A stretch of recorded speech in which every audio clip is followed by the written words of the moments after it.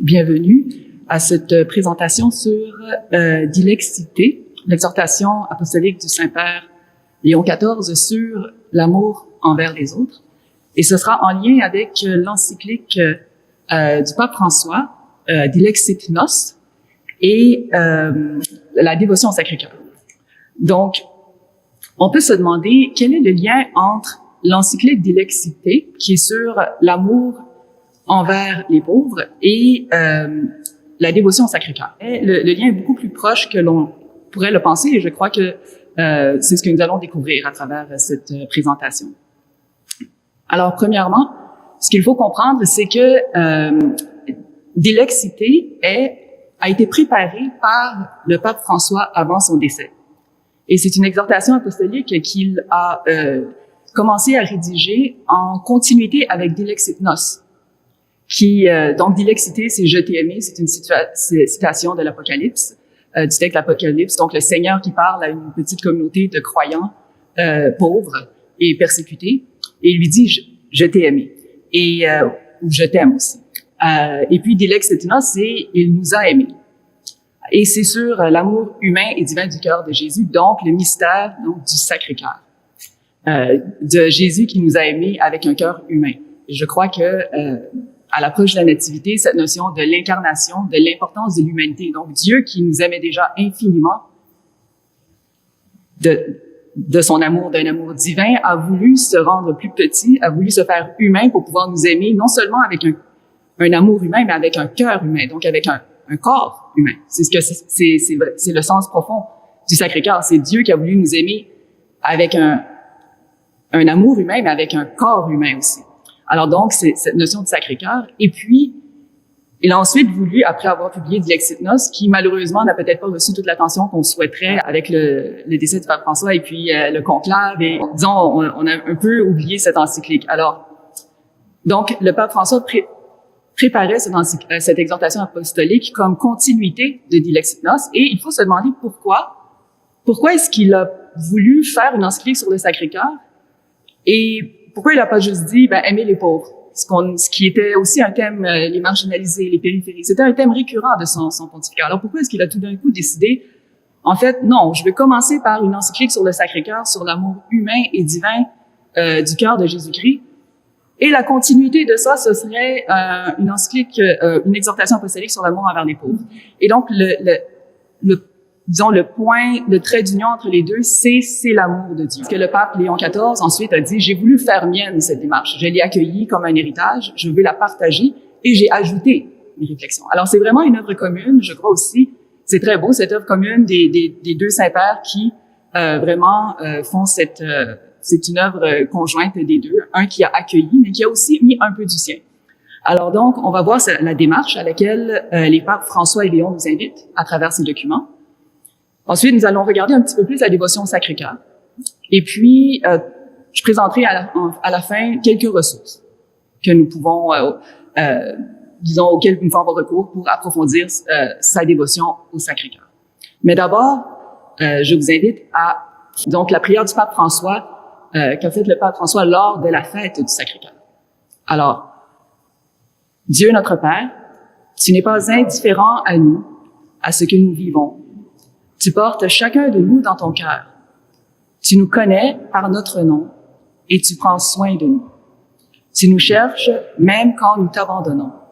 Chacun de nous t'intéresse, car ton amour t'empêche d'être indifférent à ce qui nous arrive.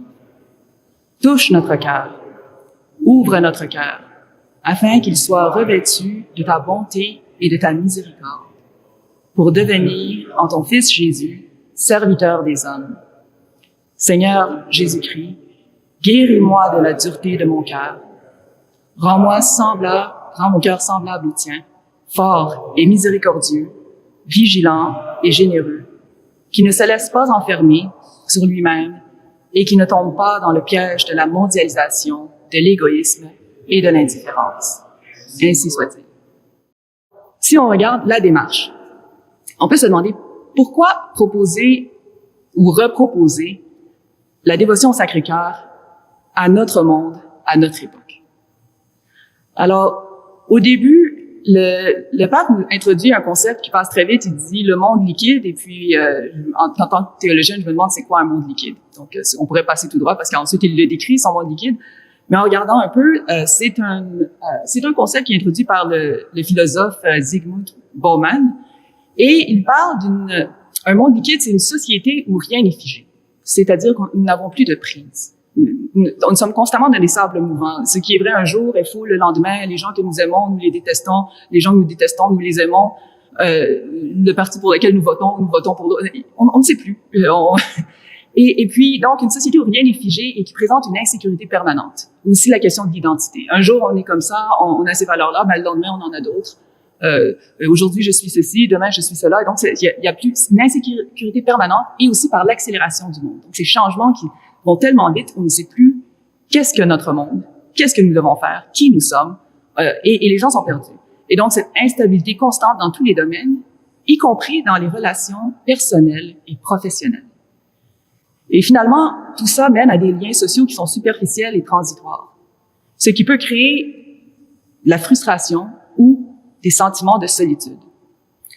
Alors, ce que dit le pape François, c'est dans la société actuelle, l'être humain risque de perdre le centre de lui-même. L'homme contemporain est souvent perturbé, divisé, presque privé d'un principe intérieur qui crée l'unité et l'harmonie de son être et de son agir. Le cœur fait défaut. Et le cœur, c'est justement ce principe intérieur qui crée l'unité et l'harmonie. Donc, il va faire toute une partie de son encyclique sur la signification du cœur et pourquoi le cœur a été choisi comme symbole pour justement ce principe d'unité. Il dit ensuite, dans ce monde liquide, donc cette notion du monde liquide, il est nécessaire de parler à nouveau du cœur, d'indiquer le lieu où toute personne, quelle que soit sa catégorie et sa condition, fait sa synthèse. Là où l'être concret trouve la source et la racine de toutes ses autres forces, convictions, passions et choix. Et donc, à ce monde liquide, à cette instabilité, ce sentiment de ne pas avoir de prise, on ne nous propose pas un programme politique, même si ça prend aussi des politiques, on ne programme pas des trucs sociaux, une sociologie, tout ça. Il nous dit, parlons du cœur. Retrouvons le centre de qui nous sommes, et de là, nous pourrons aussi faire le reste. Alors, dans l'encyclique, je paraphrase un peu en essayant de suivre l'ordre, mais l'encyclique Dilexit Nos va commencer par essayer de nous faire redécouvrir l'importance du cœur et nous inciter à revenir au cœur. Que veut dire le cœur? Donc, le cœur comme principe intérieur qui crée l'unité et l'harmonie dans l'être et l'agir de chaque personne et qui manque cruellement à notre monde contemporain. Et comment est-ce qu'on redécouvre le cœur? Comment est-ce qu'on revient au cœur? C'est d'abord en regardant les gestes et les paroles d'amour de Jésus qui nous montrent son cœur. Donc, le cœur du Christ, c'est d'où jaillit son amour pour nous, c'est la manifestation, c'est le symbole à partir duquel on perçoit et à l'intérieur duquel on met tous les gestes et les paroles que Jésus a fait. Et c'est l'origine de notre foi, c'est la source qui donne vie aux conditions chrétiennes. Et particulièrement, donc, découvrir l'importance du cœur à travers les gestes et les paroles d'amour de Jésus, et particulièrement dans le mystère de son cœur, qui a tant aimé. Donc, Dieu a voulu entrer dans les limites de l'histoire, donc c'est vraiment ce mystère de l'incarnation qui s'approche. Il a voulu prendre un corps et il a voulu prendre un cœur humain. Et donc, nous pouvons contempler le mystère invisible et ineffable dans le mystère visible du cœur humain de Jésus le Nazaréen. Ensuite, on dit l'amour qui donne à boire. Donc, l'amour qui donne à boire, c'est le Sacré-Cœur qui abreuve la soif d'amour de l'humanité. Alors, tournez-vous vers le Sacré-Cœur. C'est vraiment le message du pape François. C'est une très belle encyclique. Certains théologiens ou commentateurs ou influenceurs ont dit que c'est la plus belle. Et c'est peut-être la plus belle parce qu'elle contient un peu toutes les autres. Et puis, finalement, on nous dit amour pour amour. Ce que Dieu nous demande, c'est l'amour. Il nous donne l'amour et il nous demande d'aimer en retour. Alors, et ensuite, on fait toute une histoire de comment cet amour s'est traduit dans l'histoire de la spiritualité chrétienne, dans la vie des saints, etc. Et donc, aussi, comment est-ce qu'il peut être vécu aujourd'hui, particulièrement dans l'amour du prochain. Et donc, vous sentez déjà où est-ce que je m'en vais avec ça. Donc, l'amour du prochain, on s'en va vers l'ilexité, l'amour des pauvres. Donc, on voit que dilexité, c'est une application, une manière de vivre ou de laisser cet amour que nous avons approfondi par la dévotion au Sacré-Cœur. C'est une manière de le laisser rejaillir dans le monde. Donc, la conclusion de l'encyclique, c'est l'amour du Christ qui est la source de l'amour du prochain. Et il nous dit justement, le contenu de Laudato Si et de Fratelli Tutti sont liés à cette rencontre avec l'amour du Christ. En nous abreuvant de cet amour, nous devenons capables de tisser des liens fraternels, de reconnaître la dignité de tout être humain et de prendre soin ensemble de notre maison commune. Alors, Dilexit Nos, c'est la clé de la spiritualité de Laudato Si et Fratelli Tutti. On parle toujours d'encyclique sociale, mais il faut se souvenir que dans le christianisme, pour le croyant, le social est spirituel. Ce n'est pas du social. Le social est spirituel. Alors, c'est très important et c'est pourquoi on découvre ici ou on approfondit vraiment le sens profond de ce que nous sommes appelés à faire dans Laudato Si et dans Fratelli Tutti. Donc, partir de l'amour de Dieu, partir du cœur de Jésus et ensuite nous pourrons aimer. Parce que des fois, quand on essaye de faire le bien, de faire la justice et on se sent accablé. On se sent impuissant devant tout ce qui se passe dans le monde. On a l'impression qu'on n'en fera jamais assez, qu'on n'est même pas capable de pas en faire assez. Et puis, et on regarde tout ce qui nous est décrit et on se dit, wow, comment est-ce qu'on va faire? Et finalement, ce qu'on se rend compte, c'est d'abord réaliser que nous sommes aimés et de cet amour, aimer. Et c'est ça que nous devons faire. On ne nous demande pas de sauver le monde. On ne nous demande pas de guérir tous les maux de la terre. On nous demande d'aimer. Et à ce moment-là, nous trouverons les gestes, nous trouverons les paroles. Et je crois que si nous passons à Dilexité, dans les derniers mois de sa vie, on dit le pape François prépara en continuité avec l'encyclique Dilexit Nos une exhortation apostolique intitulée Dilexité. Alors donc c'est la continuité de Dilexit Nos, donc cette encyclique sur le Sacré-Cœur. Je vais faire cette continuité pour finir la démarche et après nous reviendrons au Sacré-Cœur. D'accord? Je me suis dit, je peux pas laisser les gens sur leur faim, sinon c'est... Alors, on va commencer, donc. Et c'est une très belle encyclique, mais je veux dire exhortation apostolique, mais on pourrait passer très, très longtemps parce que donc, presque toute l'encyclique, c'est l'histoire de l'attention ecclésiale envers les pauvres et avec les pauvres. Donc, on va regarder les ordres hospitaliers, donc, les hôpitaux, les ordres mendiants, les franciscains, tout ça, Mère Teresa, les mouvements populaires. Alors, on fait vraiment un grand voyage à travers toute l'histoire de l'Église, en partant des Écritures, évidemment, pour montrer que cette attention aux pauvres n'est pas comment je dirais, un truc de woke qu'on a inventé au 20e siècle pour faire gentil, mais que ça fait vraiment, comme on dit, elle fait partie intégrante du cheminement ininterrompu de l'Église. On ne s'est pas réveillé un jour en disant « Oh, peut-être que, ouais, Et on dit des fois, certaines critiques idéologiques ont poussé l'Église à se préoccuper des pauvres. Et donc, on veut montrer à la fois, non seulement aux autres, mais à nous-mêmes, que non, parce qu'il y a un double danger si on ne voit pas comment ça fait partie intégrante de la vie chrétienne et de la foi et des convictions, disons, de la tradition de l'Église. Le premier point, c'est le monde qui nous regarde peut penser justement qu'on a inventé ce truc pour se donner, pour bien paraître. Et donc ça, je pense que c'est un danger. Le deuxième danger, plus pernicieux, c'est à l'interne de penser que c'est quelque chose qui nous a été imposé de l'extérieur, que ça ne nous appartient pas, que ça n'appartient pas à la foi, c'est une fausseté. Et je pense que c'est le croyant, le catholique a besoin de cohérence, il a besoin d'intégrité, et donc de sentir qu'on nous a imposé quelque chose qui ne nous appartient pas, c'est toujours quelque chose qui nous fait un peu frémir. Donc, je crois que légitimement, il faut toujours faire cette démonstration, surtout quand on demande et on insiste pour que les gens fassent quelque chose, que non, ça fait partie de notre foi. Alors, donc, il nous fait ce voyage bimillénaire de l'attention de l'Église pour les pauvres, et je fais un grand raccourci pour dire, ceci pour moi est vraiment le point pourquoi Dilexit Nos était nécessaire avant Dilexité. C'est un point qu'un théologien que j'aime beaucoup, Henri de Lubac, avait noté dans La maternité de l'Église. C'est cette dépersonnalisation du monde. Et il dit, des fois, on dépersonnalise aussi le christianisme.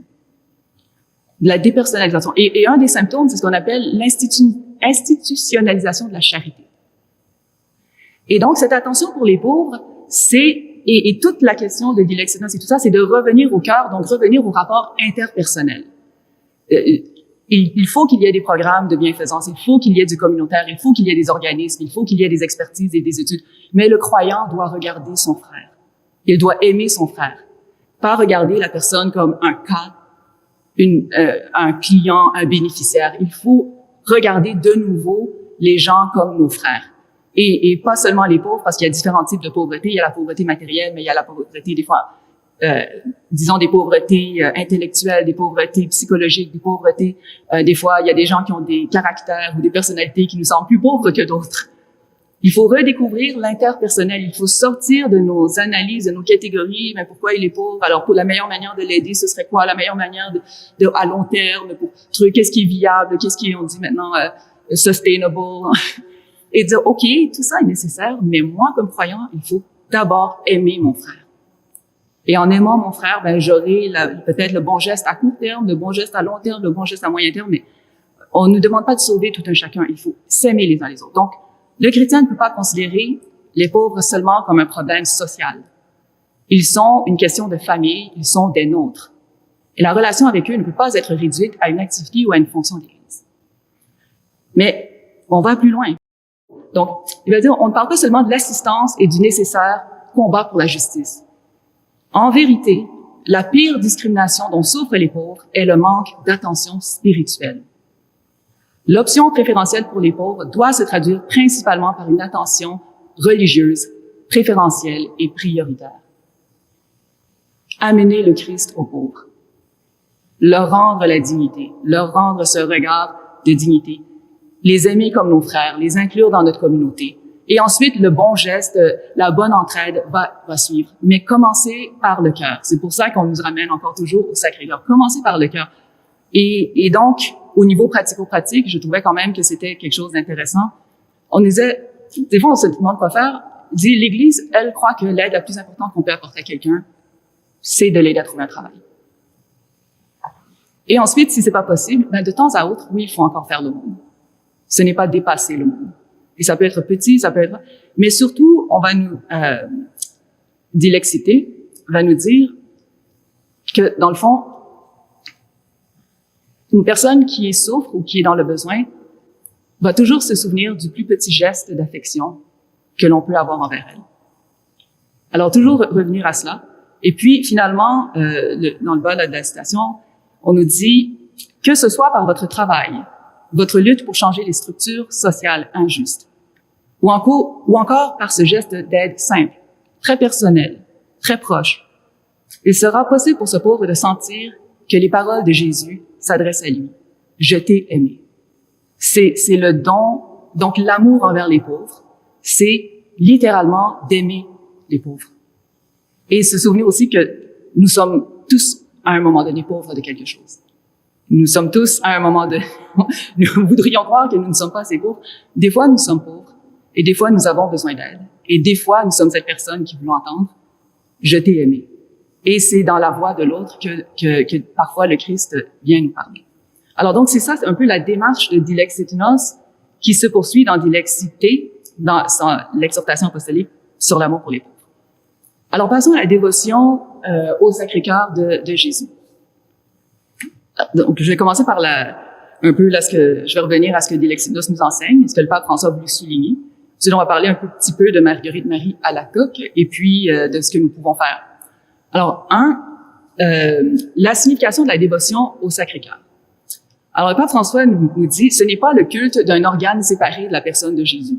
Donc, quand on se dit j'ai une dévotion au Sacré-Cœur, ça veut pas dire que le pied m'indiffère, la tête, je sais pas. Non, c'est tout Jésus qui est représenté dans le cœur. Parce que donc, on nous dit, nous contemplons et adorons Jésus-Christ tout entier, Fils de Dieu fait homme, représenté dans une image où son cœur est mis en évidence. Et on a choisi le cœur de chair, donc parce que c'est l'image ou le signe privilégié du centre le plus intime du Fils incarné et de son amour à la fois divin et humain. Car plus que tout autre membre de son corps, c'est le signe et le symbole naturel de son immense charité. Alors donc, la dévotion au Sacré-Cœur, ce n'est pas la dévotion à une partie de Jésus. C'est une dévotion qui nous fait entrer dans le mystère de la charité. Ensuite, ne pas s'arrêter aux images, mais aussi ne pas les mépriser. Alors, l'image ou certaines images du Sacré-Cœur, ben, ça parle plus ou moins à certains, parce qu'il y en a qui sont un peu plus réalistes que d'autres. Donc, on nous dit, certains peuvent trouver des images peu attrayantes et ça peut ne pas les inviter à la prière. Et c'est pas grave. C'est secondaire. Il n'y a pas de dogme qui dit il faut aimer toutes les images qui ont été produites par quiconque. Donc, l'image, c'est une figure qui nous incite à découvrir le Sacré-Cœur. On peut aimer le Sacré-Cœur sans aimer telle ou telle image. Mais cette image nous parle de la chair humaine. Et donc, Dieu a voulu prendre notre condition, s'incarner, donc se présenter sous cet aspect humain, charnel. Et donc, le Pape François nous dit, vous savez, une forme de dévotion plus abstraite ou une image d'un cœur plus stylisé, ce serait pas nécessairement plus fidèle à l'Évangile. Parce que Dieu a voulu se révéler de cette manière. Si vous avez vu là la Passion, les différents trucs, films sur la Passion, vous voyez que c'est pas exactement, c'est pas tout beau et tout parfait. Alors, donc, ne pas s'arrêter aux images, mais ne pas les mépriser. Aussi, la dévotion n'a pas été inventée au XVIIe siècle suite aux apparitions de Marguerite Marie Alacoque. Donc, on voit dans l'encyclique du Lexit Nos, même si ça n'a pas été mis sous les mots de dévotion au Sacré-Cœur, cette notion du cœur est présente dès les Écritures, chez les pères de l'Église, chez les grands saints, dans les grandes écoles de spiritualité. Alors, il ne faut pas penser que c'est quelque chose de nouveau ou exclusif à Sainte Marguerite Marie Alacoque ou exclusif à cette image ou à cette manière d'avoir une dévotion au Sacré-Cœur. Donc, ne pas laisser avoir des barrières par rapport à ça. Mais en même temps, le rôle des apparitions à Sainte Marguerite Marie Alacoque, donc ces apparitions au XVIIe siècle, l'encyclique du Lexit Nos en parle comme d'une nouvelle déclaration d'amour. Donc, Dieu qui nous redit son amour. Et c'est comme une invitation à grandir dans la rencontre avec le Christ grâce à une confiance sans réserve jusqu'à atteindre une union pleine et définitive. Donc, en même temps, nous ne sommes pas obligés d'accepter ou d'assumer tous les détails de cette proposition spirituelle. Nous ne sommes pas obligés d'être enthousiastes d'apparition et tout ça. Il y a aussi une part d'humain parce que Dieu apparaît à une personne humaine, donc elle va le raconter dans ses mots et tout ça. C'est peut-être pas notre sensibilité, mais c'est pas grave parce que, comme nous disons, la dévotion au Sacré-Cœur n'est pas exclusive à Sainte Marguerite Marie Alacoque. Et puis, en même temps, il y a plusieurs endroits, on va voir plus tard une citation, il ne faut pas non plus mépriser ces aspects-là. Alors, Sainte Marguerite Marie Alacoque, donc née le 22 juillet 1647, dans une famille de 5 enfants. Elle a été terrassée par la maladie durant 4 ans et guérie miraculeusement à 13 ans par la Vierge, après avoir fait le vœu d'entrer dans un ordre consacré à Notre-Dame. Donc, à 24 ans, elle va entrer dans le couvent de la Visitation de Sainte-Marie de Paris-le-Monial. Et sa vie spirituelle va être ponctuée de rencontres avec le Seigneur. Apparemment, il n'y avait pas juste le Seigneur, il y en avait les anges et tout ça. Mais on a tendance à le regrouper autour de 3 grandes apparitions, entre 1973 et 1975. Et c'est la fin 1973. Hein. Donc, c'est une très courte période de sa vie. Et elle est décédée en prononçant le nom de Jésus le 16 octobre 1690. Alors, vous voyez, les grandes apparitions, elle est connue pour ça, mais ce n'est pas... Elle a eu une longue vie religieuse, une riche vie spirituelle et qui ne tournait pas constamment autour des grandes apparitions que l'on connaît. Mais ces grandes apparitions sont importantes parce que c'est quelque chose qui était appelé à être partagé. Donc, la première apparition, une déclaration d'amour. Et donc, Jésus lui parle et lui dit « Mon divin cœur est si passionné d'amour pour les hommes, et pour toi en particulier, que ne pouvant plus contenir en lui-même les flammes de son ardente charité, il faut qu'il les répande par ton moyen, et qu'il se manifeste à eux pour les enrichir de ces précieux trésors que je te découvre. » Alors, Marguerite Marie Alacoque, c'était aussi à une époque où on avait tendance à être plus rigoriste, où on avait peur du Saint-Sacrement, où on incitait les fidèles à communier très peu. Et c'était le premier message, c'est je veux faire redécouvrir l'amour que j'ai pour l'humanité, pour chaque personne. Et donc, elle dit, il me découvrit les merveilles inexplicables de son pur amour et jusqu'à quel excès il l'avait porté d'aimer les hommes. Alors, le message de Sainte Marguerite Marie Alacoque, premièrement, c'est une déclaration d'amour. Et pas à l'humanité en général, à chaque personne. Ça, c'est très important. L'amour de Dieu est personnel. Ensuite, il va dire une plainte et une requête. Deuxième apparition, début 1974, devant le Saint-Sacrement exposé. J'ai soif, mais d'une soif si ardente d'être aimé des hommes au Saint-Sacrement, que cette soif me consomme. Et je ne trouve personne qui s'efforce, selon mon désir, pour me désaltérer en rendant quelques retours à mon amour. Donc, une déclaration d'amour, mais aussi une soif d'amour, une demande d'amour. Et aussi un petit indice. Vous pouvez répondre en adorant le Saint-Sacrement, par l'adoration eucharistique. Donc, ça, c'est la deuxième apparition. Et ensuite, nous allons voir la troisième, où on va avoir justement cette déclaration célèbre. « Voici ce cœur qui a tant aimé les hommes, qui n'a rien épargné jusqu'à s'épuiser et se consommer pour leur témoigner son amour. » Et donc, Marguerite Marie va commenter, « Je reçus de mon Dieu les grâces excessives de son amour et me sentis touchée du désir de quelque retour, de lui rendre amour pour amour. » Et finalement, c'est à cela que le pape François, dans l'encyclique Dilexit Nos, nous appelle, c'est ce que le pape François nous appelle à vivre. Donc, à rendre l'amour pour l'amour. Donc, comment est-ce que l'on peut faire cela? Eh bien, il y a différents moyens. Alors, c'est sûr qu'il y a les manières, disons, classiques, plus ou moins, mais moi, je les adapte un peu pour les rendre un petit peu plus, je dirais, accessibles à tout un chacun. Mais si vous voulez vraiment faire une plus grande place ou intégrer une consécration au Sacré-Cœur dans votre vie, eh bien, il y a des ressources qui peuvent vous guider pour aller encore plus loin. Mais si chacun d'entre nous veut simplement approfondir tout ça, on peut dire, premièrement, juste accueillir le Sacré-Cœur de Jésus dans nos cœurs. Moi, je ne connaissais pas vraiment, avant d'avoir plus exploré, je ne connaissais pas vraiment le sens de cette dévotion et je m'étais un peu arrêtée à l'image. Alors, donc, accueillir le Sacré-Cœur dans nos cœurs, faire une place à l'adoration du Saint-Sacrement dans notre vie spirituelle. Par faire une place, c'est-à-dire d'essayer de dire, OK, quand est-ce que je pourrais le faire? Aménager, comme dans notre régime alimentaire, on fait une place pour les carottes, ben non, on peut faire une place pour l'adoration. Et puis, mettre le Sacré-Cœur à l'honneur. Donc, il y a la fête du Sacré-Cœur, il y a aussi la fête du Sacrement, la fête Dieu, etc. Et évidemment, aimer aussi à travers l'amour du prochain, qui est justement la continuation dans Dilexité. Donc, n'oubliez pas les pauvres. Puis finalement, je vais juste conclure avec une petite citation, parce qu'il y a différents moyens, là. Tu sais, il parle de la componction, là, différentes choses qui sont devenues comme des paroles un peu vieillottes, la consolation. Il y a un appel à consoler le cœur de Jésus, puis on dit, consoler le cœur de Jésus, qu'est-ce que ça veut dire? Et puis, le pape François, il dit, ben, qui ne voudrait pas, en pensant à tout ce que Jésus a fait pour nous, mais en même temps, il nous dit, je demande que personne ne se moque des expressions de ferveur croyante du peuple saint et fidèle de Dieu, qui, dans sa piété populaire, cherche à consoler le Christ. Et j'invite chacun à se demander s'il n'y a pas davantage de rationalité, de vérité et de sagesse dans certaines manifestations de cet amour qui cherche à consoler le Seigneur, que dans les froids, distants, calculés et minuscules actes d'amour dont nous sommes capables, nous qui prétendons posséder une foi plus réfléchie, plus cultivée et plus mature. Donc, ça peut se dire de la consolation, mais je pense que ça peut se dire aussi de multiples dévotions que souvent nous avons un peu tendance à regarder de haut, comme des superstitions, des trucs dépassés, etc. Et je crois que vraiment, c'est l'héritage que le pape François a voulu nous laisser de revaloriser, de retourner à la piété chrétienne. Donc, à la vie de piété. Finalement, quelques ressources pour conclure. Il pourrait y en avoir plus, peut-être je bonifierai éventuellement, mais pour se rapprocher du Sacré-Cœur de Jésus. Alors évidemment, il y a, comme on l'a mentionné, oraison et adoration eucharistique.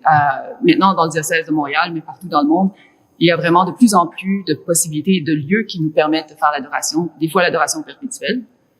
Et des fois, comme nous, des fois on le fait dans des soirées où est-ce qu'on met le Saint-Sacrement à l'honneur.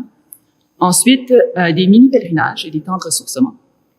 Donc, il y a dans le diocèse de Montréal un sanctuaire du Sacré-Cœur et Padre Pio, je pense, dans l'Est, je crois.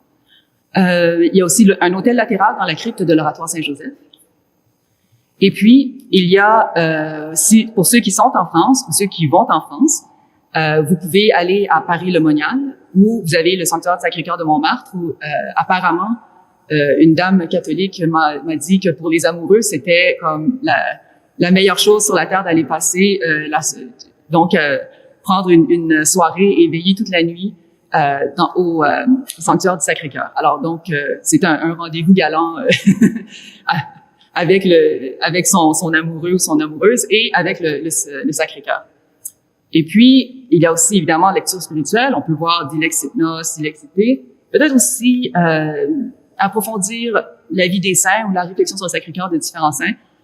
Sainte Marguerite Marie Alacoque, mais aussi Sainte Thérèse de l'Enfant Jésus, qui a vraiment approfondi dans le sens de ce Jésus qui nous pardonne, qui nous aime inconditionnellement. Et l'encyclique du Lexinos fait toute une liste de saints qui nous sont recommandés et tout ça. Il y a aussi un film, Sacré-Cœur, qui est sorti récemment en France, qui sera bientôt disponible au Québec. Donc, un documentaire sur un peu la vie, les apparitions à Sainte-Marguerite-Marie à Alacoque. Et puis, j'ai trouvé aussi un parcours Cœur de Jésus pour ceux qui souhaiteraient peut-être faire une consécration au Sacré-Cœur. Donc, il y a un parcours découvrir et puis un parcours approfondir. Et puis, il y a des étapes, il y a des trucs, je pense qu'il y a même des vidéos. Il y a tout ce qu'il faut. Alors, donc, ceux et celles qui veulent approfondir pourront aussi aller dans ce sens. Et puis, donc, ça, maintenant, c'est à vous, je vous passe la balle, c'est à vous de voir. Mais on va conclure par une prière au Sacré-Cœur, donc prière du pape Léon. Donc, la première vidéo publiée par le pape Léon, vidéo prière qu'il a partagée en tant que pape, c'était une prière au Sacré-Cœur. Alors, nous pouvons la lire ensemble. Seigneur, c'est à ton cœur tendre que je viens aujourd'hui. À toi qui as des paroles qui enflamment mon cœur. À toi qui déverses ta compassion sur les petits et les pauvres, sur ceux qui souffrent et sur toutes les misères humaines. Je désire te connaître davantage, te contempler dans l'Évangile, être avec toi et apprendre de toi et de la charité avec laquelle tu te laisses toucher par toutes les formes de pauvreté. Tu nous as montré l'amour du Père en nous aimant sans mesure, avec ton cœur divin et humain. Accorde à tous tes enfants la grâce de te rencontrer. Change, façonne et transforme nos projets afin que nous ne cherchions que toi dans chaque circonstance, dans la prière, dans le travail, dans les rencontres et dans notre routine quotidienne. De cette rencontre, envoie-nous en mission, une mission de compassion pour le monde dans lequel tu es la source d'où jaillit toute consolation. Amen.